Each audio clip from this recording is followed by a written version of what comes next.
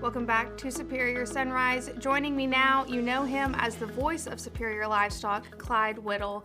Clyde, after 37 years, you are going to retire at the end of today's broadcast, and you have told me you are the last remaining full-time employee that has been with Superior since the beginning and whose job title and job description has never changed over all those years.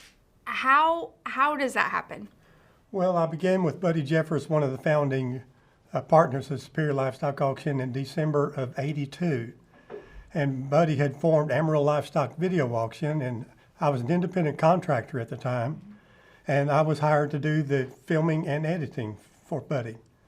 And then when he joined forces with Jim Odell in actually the end of 1986, then they brought me over to do the editing. So I was in charge of the editing and have been in charge with it ever since then.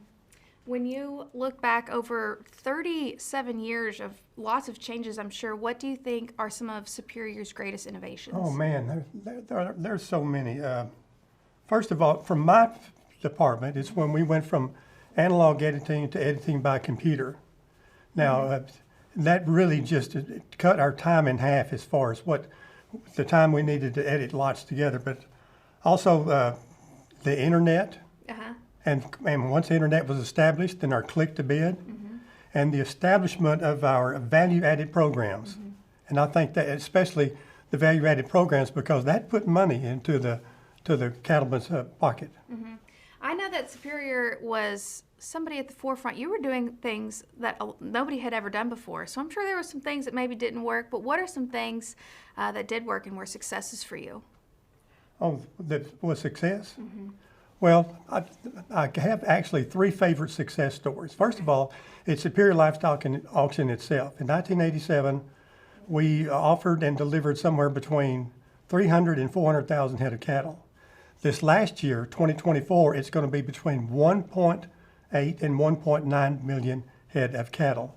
But I do have two success stories I'd like to mention. First of all, that would be Jim Davis. He's our representative with his lifetime numbers surpassing 1 million head sold and delivered. Now that is something else. But there's another success story that a lot of people don't know about, and this is a person that's been almost with Superior almost as long as I have. And for the very first time I spoke his name, he was still in high school. Now what I was doing at the time, I was doing play-by-play broadcast play-by-play football broadcast for the Amarillo Public Schools.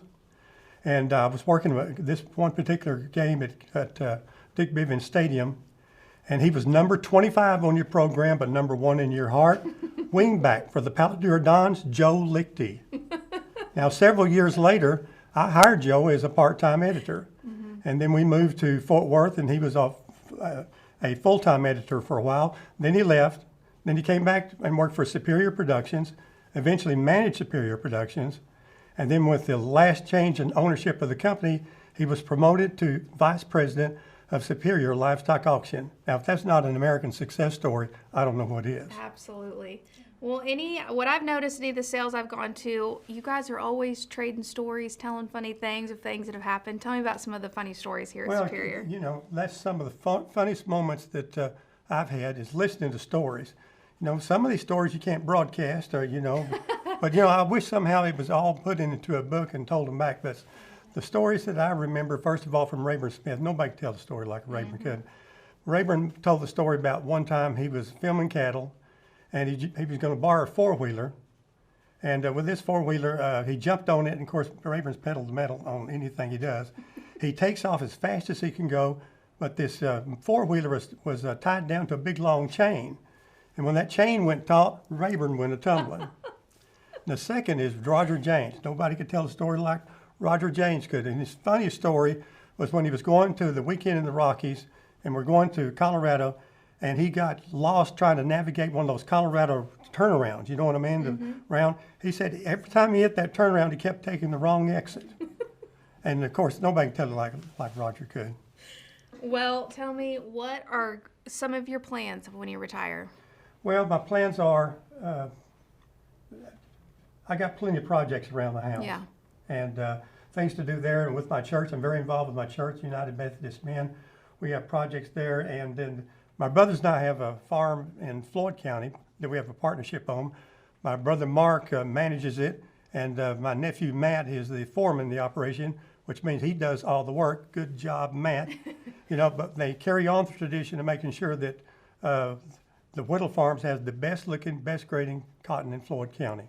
Well, real quick before we go, what have you been most grateful for over all these years? One of my most gratefuls are my faith, my family, my country, and the opportunity to serve Superior Livestock Auction for 17 years. Well, Clyde, thank you so much for joining us. It's always been an honor to have you on the show, and it is a really big honor for me to have you for your last interview here. And I don't want to say goodbye, but what I want to say is so long. We'll see you on down the road, and may God bless. Don't go anywhere. We have got more Superior Sunrise up next.